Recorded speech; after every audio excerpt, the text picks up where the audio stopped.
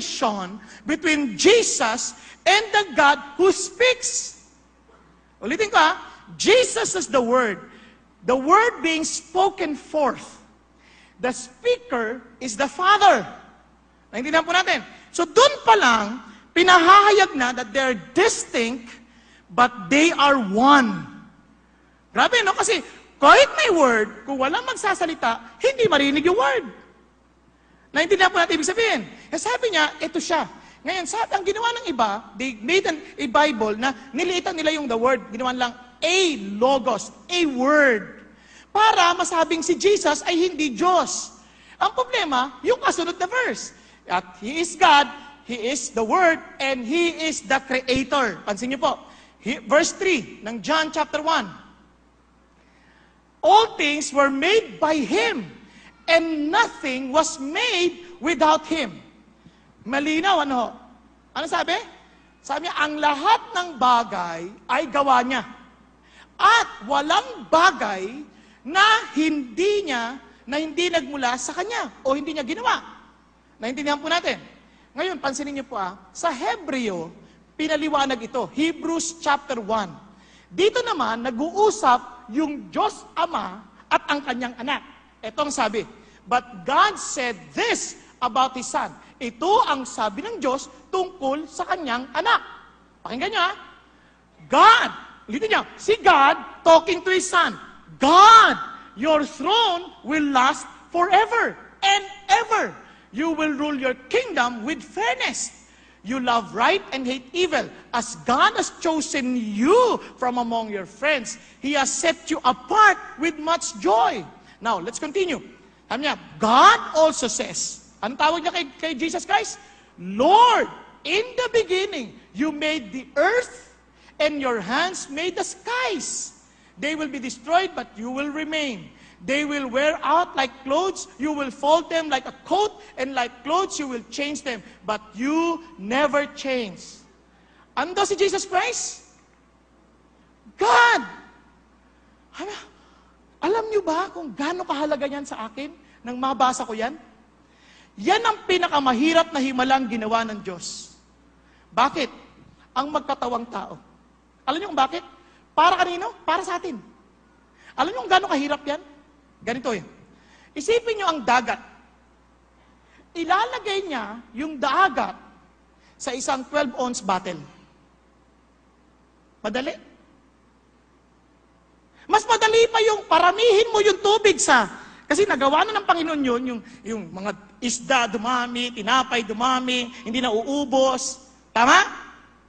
Pero yung ilalagay mo yung buong dagat sa isang bote, para sampal-sampalin ng Kanyang ginawa, hindi siya nakakatuwa.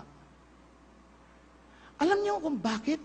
Itong katawan tato ng Diyos, hindi ito nakakaranas ng pighati. Hindi ito nakakaranas ng sakit dahil ang sakit ay dulot ng kasalanan. Hindi ito nakakaranas ng antok because He never slumber nor sleep. Na remember? Pagdating niya sa lupa, bilang nasa katawang tao, matutulog. Kasi naintindihan niya ang antok ng kanyang tao. Dito pa lang dami na Sorry. Tulog lang. Sorry. Hindi ako nakapagpigil. Naintindihan niya ibig sabihin, grabe ang Diyos. Iniisip ko, titiisin niya lahat yon para kanino? Para sa'yo. At para sa aking mga suwail. Hello? Naintindihan niyo po? Kaya kahapon nga po yun ang sinasabi ko, alam niyo mga kapatid, sa kasal, kasi dito sa kasal nagkataon pamangking ko yung kinakasal. Sabi ko, tandaan niyo to huwag kayong maniniwala sa isa't isa kayo mga sinungaling. Sabi ko, dapat niyo maintindihan ang kasal ay pagsasama ng dalawang sira-sirang tao na nag-umaasang ayos sila. Naintindihan niyo po yung sabihin? Kaya kung hindi ang Diyos ang pupuspos muna sa atin para magmahal, hindi natin kakayanin. Dahil tayo po may hangganan ng ating pag-ibig. Bakit may hangganan? Sira-sira tayo. May leak. Butas. Yung iba nga sa sobrang leak, sa iba na ibigay. Naintindihan niya po ibig sabihin. Ngayon, kailangan natin ng Diyos na mag-aayos muna ng sisidlan. Pag ayos ang sisidlan, pupunan niya ng walang hanggan niyang pagmamahal. Kaya apaw ng apaw. Kaya walang dahilang susuko tayo sa ating minamahal. Dahil pag sumuko na tayo, hindi na tayo dapat ang nagmamahal. Yung Diyos na nasa sa atin. Hello? At hindi lang yan tumutukoy sa mag-asawa, maging sa ating magkakapatid. Naintindihan po? Alam nyo kung hindi po awa ng Diyos, pag may mga pumupuna sa akin, palagay ko hindi natitigil na ako magmahal. Ba't mo pinupuna-punahan? Anong pakalam sa akin, ha? Hindi eh. Pag naalala mo, teka mo, Panginoon, ako nga, dami kong pagkakamali, minahal mo ko eh. Apaw ngayon. Kaya mamahalin ko pa rin yan. Huwag ka mag-iisip ng paghihiganti. Kasi pa nag-iisip ka ng paghihiganti, ikaw na yan, hindi na pagmamahal ng Diyos. Hello? Kaya alam nyo agad kapag ang tao po, hindi ipinaaapaw yung pag-ibig ng Diyos, napaka-defensive. Napaka-defensive. Sabihan mo, ay, di naman ganyan, di naman totoo yan, grabe naman yan. O kaya naman, maghihimutok ng puso, grabe sila, hindi na sinabi sa akin, grabe sila, tatandaan, gaganti ako. Wala. Alam mo, pag punuan niyo yung pag-ibig ng Diyos, kahit ano sabihin nila, wala silang magagawa dahil pus-pus ka ng pag-ibig eh. Hello? At sabi nga ng isang bata, Mami, malaki ba talaga ang Diyos? Oo, mas malaki pa sa atin. Eh, Mami, kailangan ba talaga mabuhay ang Lord sa loob ng puso natin? Oh, syempre! Di, Mami, lagpas-lagpas siya. Tama eh. Sabi ko, talino ng batang yun, oh. Kaya pag tinanggap mo si Jesus, lagpas-lagpas yun. Wala kang talaga eh. Yung biglang maaapaw, yung Diyos. Si Jesus na nagkatawang tao. Paano ba nagkatawang tao, Panginoon? Pakita niyo po.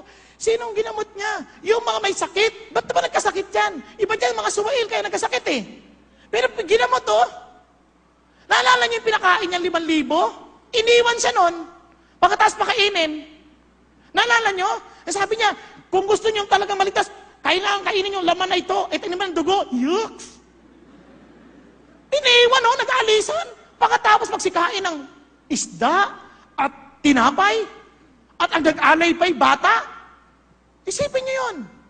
Ganyan ang Panginoong Hesus. At isipin niyo kung yan ang nabubuhay sa atin ngayon. Paano? Paano magmamahal? Naranasan niyo, di ba? Sino sa inyo bago mag-asawa, syempre girlfriend muna, tama? Di ba? Pagka naggalit, nag-aaway, at bigla nag-sorry yung girlfriend, bawa sorry. Sabi ba, hindi na kita mapapatawad, hindi. Gagawin ba yun? Hindi. Biglang, sige na. Tama na. Okay na yan. Tama, mali. O, isipin mo ang Diyos ngayon. Kaya sabi ng Bible, He cannot despise a man who comes to Him with a contrite and broken spirit. Naunawaan po natin. Kaya imagine, kaya itong nagkatawang taong ito, Diyos ito ha. Diyos, fully God, fully man. Kaya sabi niya, hindi lang yun. Kaya bigla niyang binigyan liwanag ang mga mata ng mga tao. Verse 4 and 5. Tingnan po natin. Kasi niya, and in Him there was life. And that life was the light of all people. The light shines in the darkness and the darkness has not overpowered it. Sabi niya, biglang nagkaroon ng liwanag. Alam niyo, kapag wala pang Panginoon sa atin, talaga ang dilim ng buhay natin eh. Ang dilim. Tingnan niyo kung gaano tayo kadilim. Lahat ng isipin natin, puro pang sarili lang. Wala tayong nakikitang kapwa. Tama, mali. Pag binira tayo, ang dilim kagad ang isip natin. Gusto natin birahin kagad. Pag niloko tayo, dilim kagad ang isip natin. Gusto natin birahin din. Yun ang dilim eh. Pero pag may liwanag ka na, pag naisip mo, ba't ko siya papatulan? Wala namang mapapala sa akin. Yung isasabi ko sa inyo, anyway, pag nagdadrive dati ho, kasi sobra, driver po ako, nagdrive po ako ng jeep, nagpasada po ako. Alam ko magmaneho. Yung mga maabot pang ganyan. Tapos,